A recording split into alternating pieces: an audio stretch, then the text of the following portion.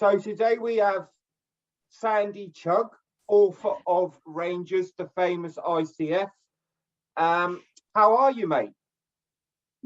Yeah, I'm good, Matty. Yourself? Yeah, I'm very good, actually. We'll crack on, Sandy. So when did you first go to your first football match? First football match was about 1978. I had an older brother that was Rangers daft. Took me to I think it was a League Cup game at the old Shawfield, which was the old home of Clyde FC, quite near to where I stayed. I remember getting lifted over a wall with my brother and one of his friends. Started to go to watch Rangers then. Unfortunately, I stayed right beside Celtic Park as a boy.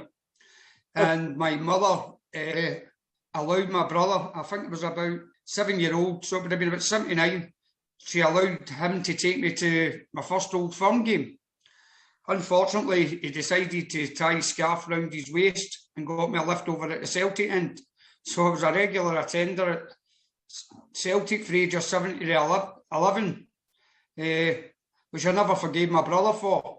But growing up, I mean, I came from a Protestant family, although there was no like orange order, nothing was forced into me.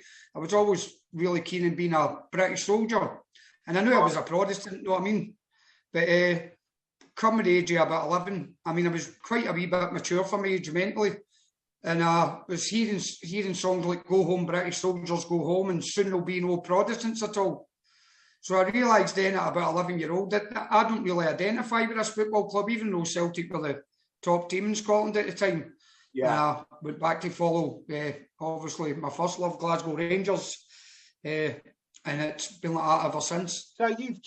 So Sandy, you've just mentioned Old Firm game. Now, for the viewers out there, can you just tell us what an Old Firm game is? An Old Firm game basically is Glasgow Rangers against Glasgow Celtic. It's dubbed the Old Firm because there was the first ever riot at an Old Firm game was a Scottish Cup final way back at the start of the 19th century. And both Rangers and Celtic fans rioted together against the authorities because it went to 2 replays. I think it was a Scottish Cup final. It went to 2 replays, and they expected the third replay to go to penalties, to go to extra time, whatever it was. And the referee signalled the end of the game, which meant another game, which meant fans had to pay another game. So I think the press at the time labelled it the Old Firm, as if there was some sort of a shenanigan business dealings between both clubs to fleece the fans for money. Yeah. Hence the term Old Firm. And it stuck. Yeah, it's stuck even to this day. I mean, that's basically, it's not known as the Celtic Rangers fixture, it's known as the Old Firm fixture, even to this day. Yeah. Okay, Sandy, so where you said you was about 7 years old when you first went to your first football match. So when did you start going with your pals and as I call it, getting involved in the naughty side of it?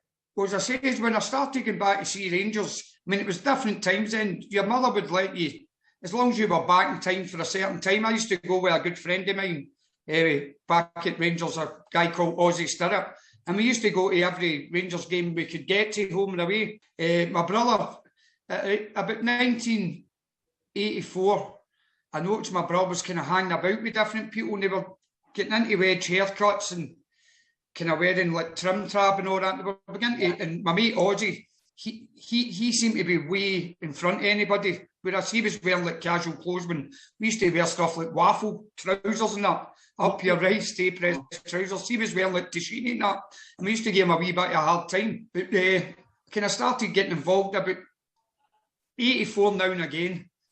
And started really getting into 85, started getting into the club on that. Once we kind of, you know what I mean? Once we kind of, Glasgow's a kind of parochial wee town. We don't like change, you know what I mean? Okay. And once a lot of people started to embrace this new culture, because they were still sort of skinheads and all that at the time as well, you know what I mean? Yeah, of course. They own the terraces, yeah. I mean, I think one of the biggest, probably before the organised casuals up in Scotland with the advent of Aberdeen and Motherwell, who started it up here. I think the hardest mob are a mob for Edinburgh, Heartsease mob. They were a skinhead mob called the Gorgie Agro, and they were like the first sort of a semi-organised group that would take on Rangers and Celtic fans on their own patch, because Rangers and Celtic fans take thousands everywhere, always have, always done, and they would take over towns. But again, there's a good book, I think, into the research, and that's called actually the Gorgie Agro, and I would say that would be, before the casual, that'd be the first real like hooligan, apart from maybe like Rangers fans in general that have rioted everywhere throughout the ages.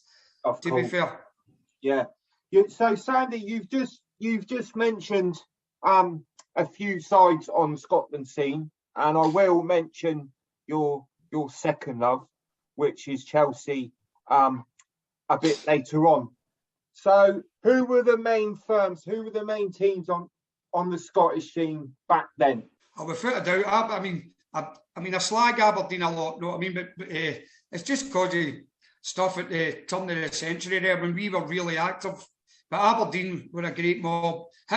Motherwell, again, for a wee team, great mob.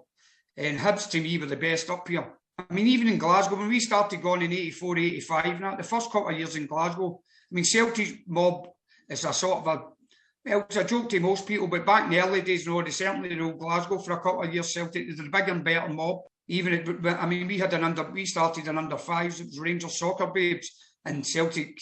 I mean, it took us ages to get a grip on them, and that even the older boys, the first 2 years in Glasgow, Celtic ruled the town, but since then it's been all Rangers. Yeah. Now, Rangers are well known as the intercity firm, the same as West Ham in England. Mm-hmm. Have you got any idea how that name came about and when it came about? No, see, to be honest, I mean, when Rangers started, it was Boys for the North End that started it. Intercity Firm, I think, was the first name, but there was a push for it to be changed to a Majesty service. There was also, which, I mean, some people still relate to that. There was also a section at Ibrox when that Ibrox had different sections, different seating. When it was just rebuilt, we used to sit in the section red area. So HMS and section red as well, a way back in the day, was alternative names, but ICF's always stuck. I would be lying if I says where the origins of it came from.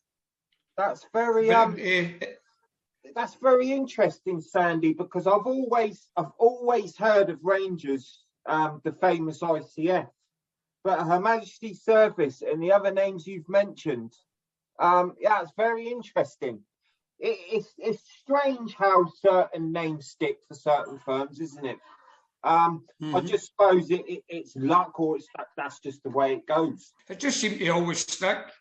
Don't get me wrong, there's still a lot of people who refer back to HMS and Section Red and that. You'll see it. It's mainly guys probably been there at the very start that will relate to that. I mean, a lot of the younger boys are ones that come along afterwards. They'll have no recollection of that.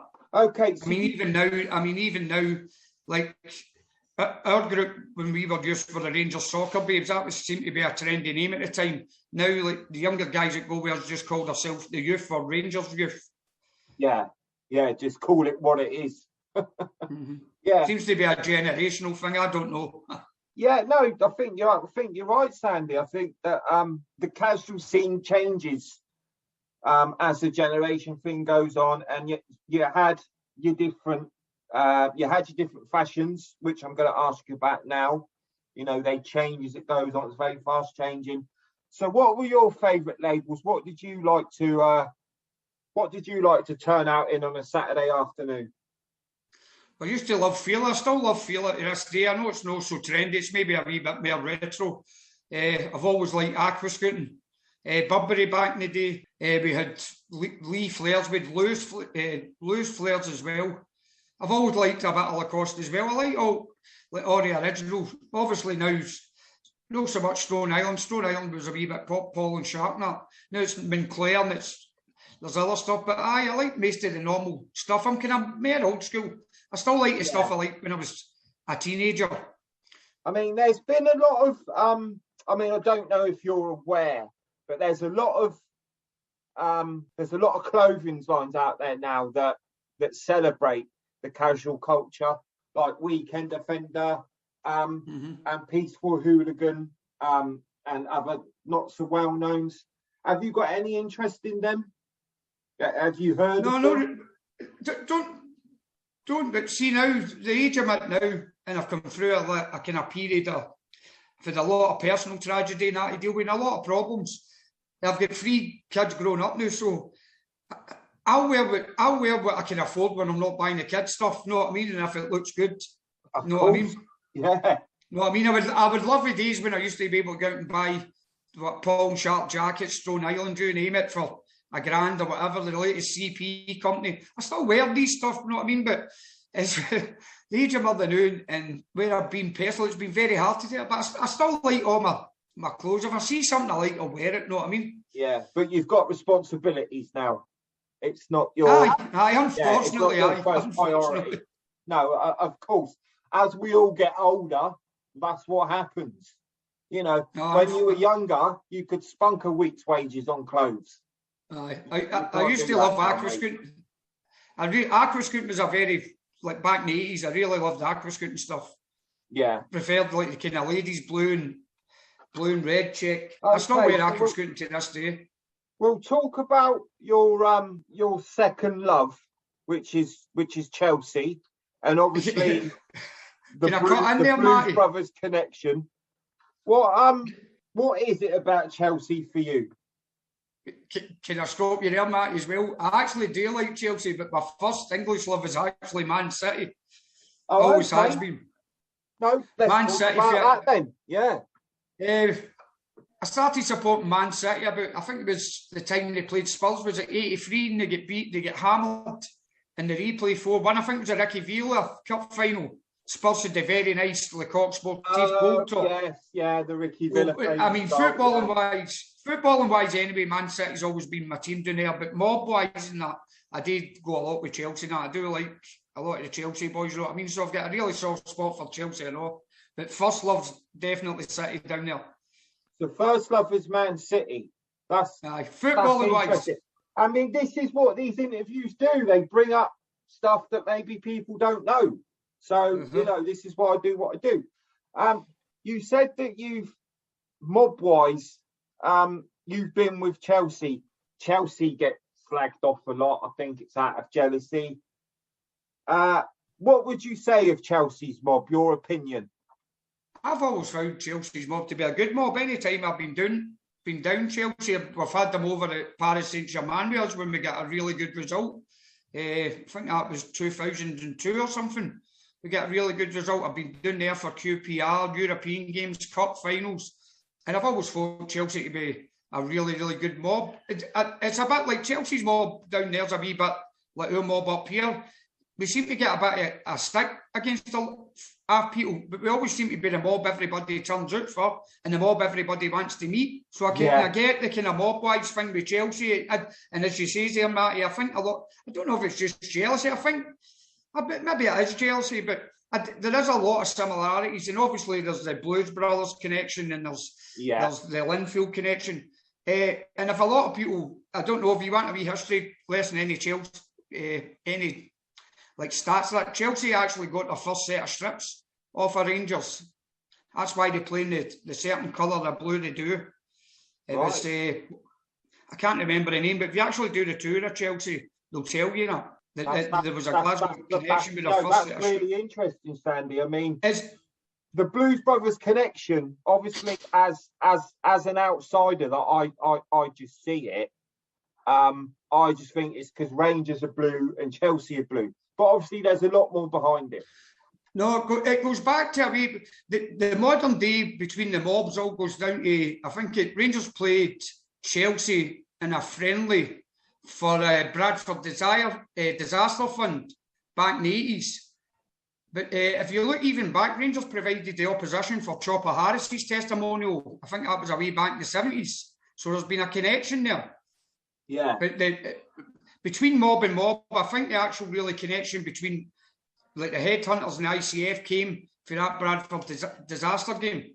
And that was back in the mid-80s that would be. And it just seemed to have grew from then. Chelsea lads would come up. And Rangers fans, I think, have always been quite interested in Chelsea even before that. as you say, it might be to do with the blue top, or it might be. I think most Chelsea fans share the same sort of ideals as Rangers fans, like Britishness and behind the services. Yeah, I mean, 100%, Sandy. What I think I will say about Chelsea is they're very British, and obviously that's the same ideals as Rangers. You spoke about the Bradford disaster game. Could you tell us a little more about that, mate? See, to be fair, I was maybe a wee bit too young to go down, but I remember we played we played a friendly down at White Hart Lane as well in 1986, and I think against Spurs. Graham Souness hadn't long come into the club. We'd just signed Terry Butcher and that, and I think a lot of Chelsea lads joined up with Rangers down there as well, and that just sort of cemented it. But I'm very pally with a lot of the boys down there. Some are sadly no here, like Big Pat Dolan, who was a good friend, God rest him. The twins and that down there, and we've got a lot of the youth, like Ben, Liam and all that. They're very good boys. Very, share the same philosophy, and they're good lads. So you've always been welcomed at Chelsea then? Yeah, I've never had a problem down there and up here. I've been away with Chelsea as well, Barcelona, and I've been away. There's some boys that are season ticket holders and that down there. I would say I'm more concentrating Glasgow Rangers, and plus I used to do a lot of coaching that, so my time was kind of quite limited. But there's boys that will go down to all over Millwall. I mean, Millwall's got a big support amongst the West Ham, Man City. I mean, the Rangers fans go, and there's like Anglo-Scots down there all over England that's passing on the love for Rangers as maybe their second club or whatever. And obviously because I think Rangers, because we're so we call Rangers the quintessential British club up here. Now that doesn't mean to say that we are and always will be a Protestant club, but with signed Catholics, we've had, to me now it's made a national identity. You're British, we're Scottish and British. Some people are British and not Scottish. Some are Scottish and British. But that's fine. You've got to buy into the ethos of the club is that we do see ourselves as intrinsically British. You know what I mean? And that's where maybe the rivalry with Celtic is now. They seem to be maybe Irish or maybe independent Scots-Irish, whereas most Rangers fans, not all, see themselves as intrinsically Scottish and British or British. And that's where and you think that's where the rivalry lies. Yeah, because don't get me wrong. Celtic see themselves as Irish for whatever reason. It just goes back to history and stuff. Okay, Sandy, I'd like to just ask you, this can be in any country, it can be in England, it can be in Scotland, or it can be in Europe. Can you, it's a hard question, can you remember your best away day? I've had a few. Probably the best would have been the one I mentioned about Chelsea was Paris. I think that was Dick Advocat was just leaving the club. It was about 2003, and we struggled to get over there because a lot of boys were going on flights. I was going on a flight, and the French, being the French as usual, called a air traffic control strike at the last minute. So everybody scrambled to get over. Yeah. Paris, as far as I know, have had a crank mob. They rarely get, I don't know if they rarely get turned over at home, but I know a lot of English clubs have came in and stuck there. So we didn't really pull a full mob, and there was a lot of boys from Chelsea there, and we were all meeting at different places, and we managed to get to the ground. The Rangers fans had been getting kicked about all day, apparently, up near the ground. Right. And we got to the ground, and we kind of mobbed up. We didn't have a massive mob, but we come round, and we just happened to bump into the mob. I know they've got two mobs, the Coup de Sur, the Coup de Nord, or whatever, but we bumped into a mob, and it actually was a wee bit hairy. It was coming on top for us, and for some reason, I remember the French CRS, which is the riot screws over there, fired a smoke bomb right into the midways, and that kind of separated. That was the best thing it did, because what we did is we just regrouped, went round a block, and see we could round a block, we just smashed them all the way up to the end, and I mean smashed them. That much that, see, our football intelligence, they got there at the backyards 5 minutes after it was off, saying, oh, you've got to watch what you're doing here, this mob are mental on that. And we were starting laughing, but I was thinking, you better go and get them, man. We've just chased them up their own end. Yeah. How do you feel, Sandy, about the leg of the English disease? I mean, personally, I think it's great. You know, I think it's something we should be proud of. We've exported it. Yeah, because, I mean, now I'm getting older than that. I just think football's a tribal game, right? It's a tribal game. And if you take the tribalism out of it, well, you'll see that now there's no fans in stadiums, right? It's rubbish. Football's rubbish with fans. Yeah. Now, maybe I'm getting older and sensible now, but I've always realised how people take the love for. I mean, football clubs are all about identity of your country. It's where you're from. It's what your values are. It wasn't stemmed for the big business it is now. I mean, football would like you to just sit down in a game, clap your hands when the opposition score, and shake everybody's hands. Now, I get in the modern world and the woke world now that's the way the world's going, but that's not football. Football is a tribal game, built on tribalism, built on proud for your badge, your colour, wherever you came from. And that, I mean, the English disease.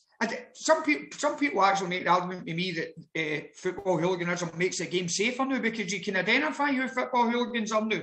And football hooligans will rarely, unless you're Russian or whatever, will attack normal fans. Most British football hooligans will only attack either fans who are attacking their fans or rival mobs. Who are dressed, in a certain way. Aye. And not even that. I mean, with the communications you can have now with people, right? It's not too hard to organise something. The problem is getting away from the surveillance for the police and that. And that's why I'm out it now. I'm glad I'm well out it, but I would never condemn anybody for football violence the way we done it. You know what I mean? No. It was mob on mob, or if it was scarfers, it used to be very rarely we'd pick a fight with lots of Celtic scarfers. That was just like the nature of the beast up here. Yeah, of course. But, I think you're absolutely right, Sandy. I mean, the Russians are taking it now, or the Poles, whatever, and they're going to meet in forests, stripped to the waist. Or I heard there's a Champions League, a fighting, and there's a YouTube channel about it with different mobs and that, which I find quite funny. I find, but when England the last time was in France with the Russians, that was state sponsored. The Russian government flew them in, flew them out, and they were just attacking normal scarfers. Of course, it was a result, and we're filming it, and they were incredible. What are you talking about? That was France, wasn't it? Yeah. I mean, they were making out of if he'd smashed the English. You could tell that mob was trained. Aye. Yeah, you know, they wasn't like piss heads on tour. That was trained. Was it? You know, they were in. No, I think you're absolutely right. Like it's actually refreshing for someone to say that, to let my viewers actually know that as well. So you've spoke quite a lot about modern football, and I'd just like to ask you, back in class, I don't think we've got a lot of time left in the modern game. We're being outpriced. We're being pushed out. What's your feeling? I think the modern game, I think if football clubs could get away with it, they're talking about a European Super League.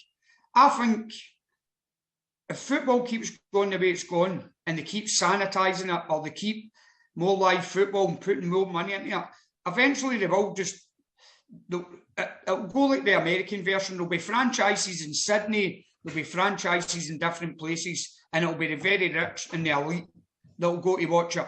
And the normal fan, you'll probably find, I think football at like grassroots level or lower league level, clubs will go under, right? But it might not be a bad thing, but that'll be the clubs, maybe guys like us will go and support.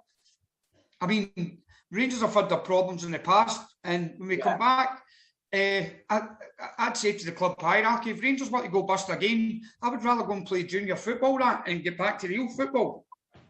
You know what I mean? And I'm not saying knocking 7 lumps out of people in front of kids and that. I'm just saying, but proper football, because football lost its soul. It is losing its soul.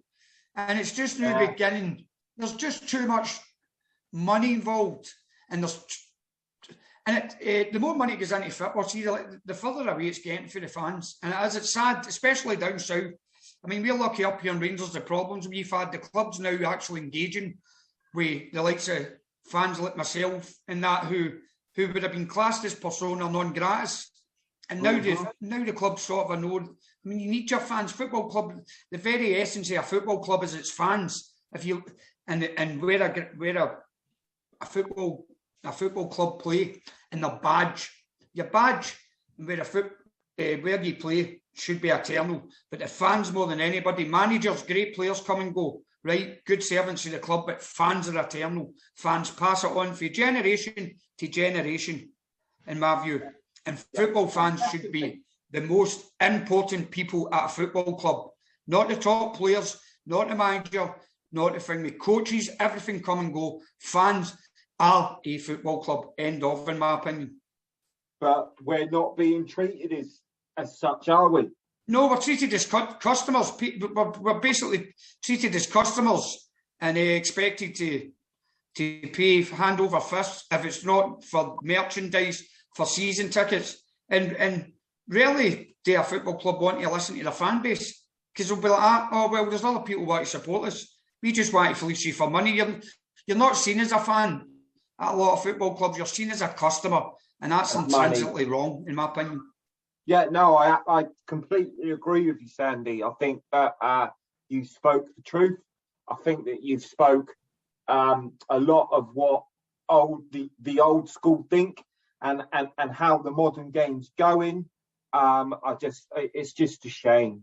And like you say, I think the statement that I'll take from this interview is that football's losing its soul. I really do. Okay, Sandy, we're going to finish up now, mate. So what's the future for Sandy Chugg then? Any more books? Well, I'm currently on the last year of a band that I got sillily getting involved in. Well, not getting involved. I was pulled up after a Rangers game, a pre-season friendly free Wigan. Was a Rangers and I was shooted and booted. My daughter was on the partner.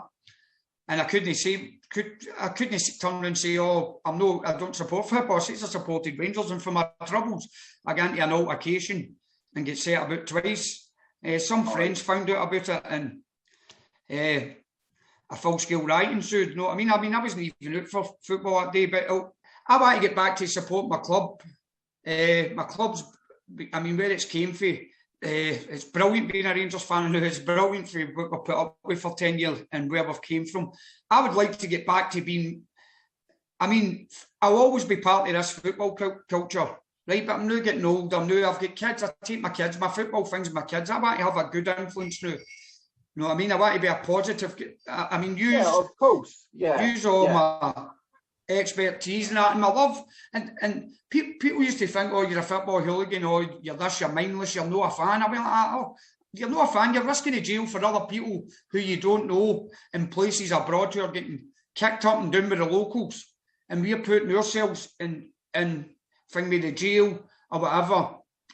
All right, it's maybe no what people would say, oh, how do you put it, socially acceptable. Right, but I've never went anywhere and battered anybody that hasn't been looking for a fight or took any liberties or whatever. And I've risked going to the jail. I've been banned up 10 times for the club.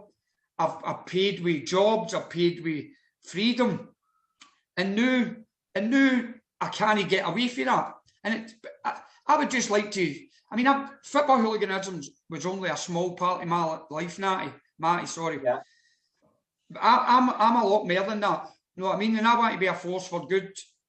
If only people would let me forget my past up here. And it's not as if I've got a name like John Smith. You know what I mean? People wonder how I've got a chip in my shoulder.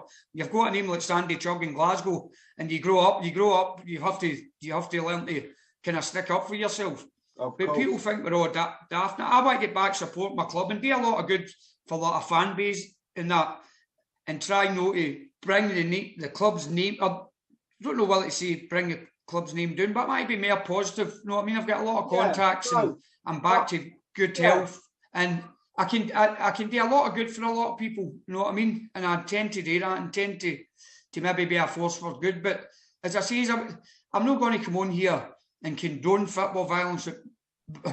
I'll not so much condone it. I wouldn't condemn anybody for doing it because I realise it is a tribal game and fans provide atmosphere and the rivalry and that. That's what old football. You mentioned about old school, Matty, right? Sometimes you do feel like a dinosaur talking to young people about us. You know what I mean? You tell them about stuff you get up to and they look at you as if they go, aye, right. No bother, old man. But no, I mean, football's still it still is an incredible game. It's still the people's game, the new, right? But I agree with what you say. I think football, as we know it the new, is in its dying embers, whether it's 20 years, 30 years, and I think it will eventually go to some sort of like worldwide franchise and done like the Americans, and it'll be all razzmatazz. It'll probably be home fans only. And it'll be all singing, all dancing, all money shown throughout the world. And I dare say, I hate to say this, there'll probably come a time they'll stroke. Football go to 4 halves. And it'll go to 4 halves, right? It'll be 22 minutes and a half, right? Because they'll want advertising in the middle of them. Because it'll be big money. That's my opinion. I might be wrong. I'm hoping. Yeah, you never know. Okay, Sandy. It's been really interesting talking to you. You're the first Scottish guy that I've interviewed outside of the English casuals. Some of the stuff has been fascinating. So thank you very much, mate. So that was Sandy Chugg, author of Rangers, the famous ICF. There'll be more interviews coming for New Casuals soon.